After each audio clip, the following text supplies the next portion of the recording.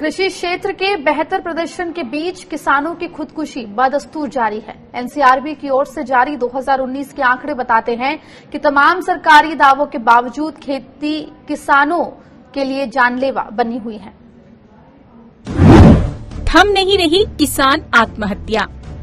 42,000 से ज्यादा किसान मजदूरों ने की खुदकुशी। एनसीआरबी ने जारी किया 2019 का आंकड़ा। चारों खाने चित हो चुकी अर्थव्यवस्था में कृषि क्षेत्र की रफ्तार भले ही हालात सुधारने की उम्मीदें जगा रही हो, लेकिन किसानों के लिए जमीनी हकीकत बहुत जानलेवा है।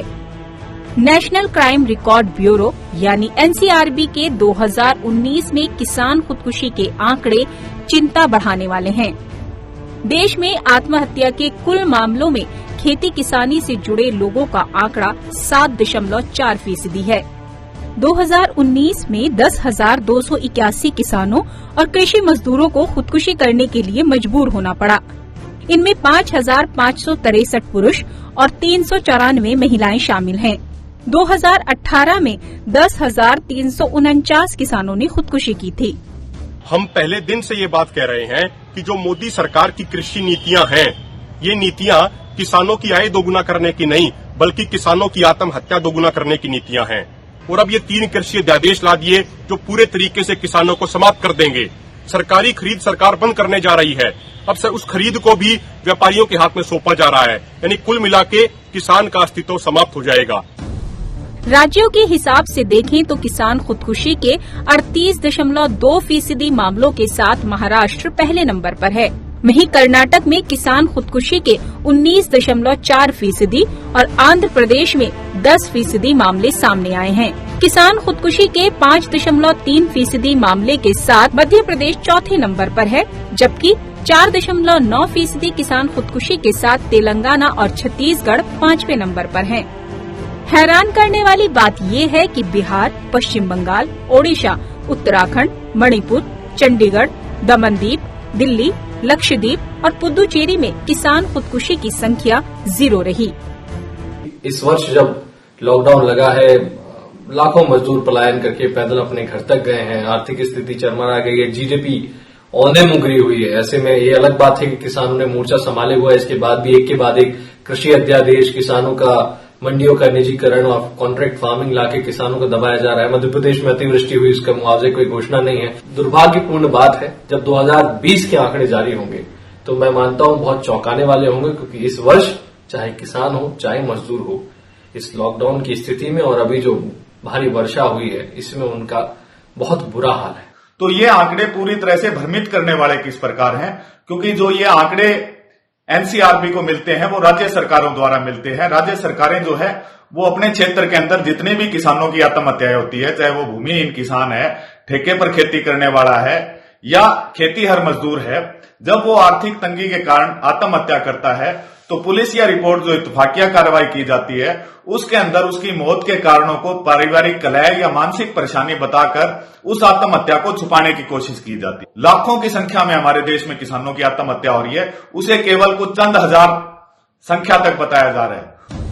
2019 में किसानों और खेतीहर मजदूर ही नहीं, दिहाड़ी मजदूरी करने वालों की खुदकुशी के आंकड़े भी 8% बढ़ गए हैं। साल 2018 में जहां 30,132 दिहाड़ी मजदूरों ने खुदकुशी की थी, वहीं 2019 में ये आंकड़ा बढ़कर 32,559 पर पहुंच गया। इसमें 29,092 पुरुष और 3,467 महिलाएं शामिल हैं। गौर करने वाली बात ये है कि 2019 में किसानों और मजदूरों के सामने ये जानलेवा हालात तब बने जब ना तो कोरोना था और न ही लॉकडाउन। 2020 में कोरोना और लॉकडाउन के चलते चौतरफा मार झेल रहे किसानों और मजदूरों के सामने क्या सूरत बनेगी, इसका अंदाजा लगाना किसी के लिए भी मुश्किल नहीं होना चाहिए। दिल्ली से कैमरा पर्सन सोमेंद्र के साथ शबीना सिद्दीकी, स्वराज एक्सप्रेस। इस पूरे मुद्दे पर बात करने के लिए हमारे साथ मौजूद है स्वाभिमानी शेतकारी संगठन के अध्यक्ष राजू शेट्टी और भारतीय किसान यूनियन राज्यवाल के अध्यक्ष बलबीर सिंह राज्यवाल जी। आप दोनों का स्वागत है स्वराज एक्सप्रेस पर। सबसे पहले राजू शेट्टी जी, आपसे जानना चाहूंगी कि जिस तरह से आंकड़े जो है ये आए हैं किसान आत्महत्या के। सरकार का कहना है कि एग्रीकल्चर इस वक्त ब्राइट स्पॉट में है, लेकिन जो आंकड़े हैं वो हकीकत जो है आ रही है सामने वो एकदम उलट है। तो आखिर क्यों किसान आत्महत्या देश में बढ़ती जा रही है? देश में जो किसानों की आत्महत्या बढ़ रही है, इसका कारण ना केंद्र सरकार ने किसानों की समस्या के तौर और खास करके कृषि क्षेत्र की तरफ गंभीरता से देखी है, कुछ नीतियां अपनाई है, ना राज्य सरकारों ने इसके लिए कुछ खास किया है। यही कारण है कि आज देश में तकरीबन 62% लोग खेती के ऊपर निर्भर है, उनकी जीविका खेती है, लेकिन फिर भी जीडीपी में हिस्सा तो सबसे कम होता आ रहा है। इसका कारण यही है कि कृषि क्षेत्र पिछड़ रहा है, ना सिंचाई की सुविधा है, ना हमारे पास कुछ सड़क है, ना मंडी की व्यवस्था है, ना एमएसपी मिल रही है, बिजली नहीं मिल रही है। इसलिए एक तरफ किसानों की लागत बढ़ती जा रही है, दूसरी तरफ मार्केट में मिलने वाला जो दाम है वो कम होता जा रहा है, और बीच में लागत से भी कम दाम में अपनी फसल बेचने के लिए किसान बेबस हो रहा है। नतीजा यही हुआ है कि किसान अपनी खेती करने के लिए, अपने कारोबार के लिए जो भी कर्जा लेता है वो कर्जा वापस कर ना पाने के कारण अब बिरादरी में या अपने गांव में बेइज्जत हो जाएगी, इस डर के मारे किसान आत्महत्या करता आ रहा है। क्योंकि विजय मल्ल्या जैसे किसानों की नीति नहीं है कि कर्जा डुबाओ और भाग के चले जाओ। इस तरह से किसान कभी भागता नहीं है, वो मर जाता है, लेकिन किसी का पैसा डुबाने की उसकी मंशा नहीं होती है। और यही कारण है कि आज अगर किसान क्रॉप लोन के लिए बैंक में जाता है तो बैंक ऑफिसर उसको सामने खड़ा नहीं करता।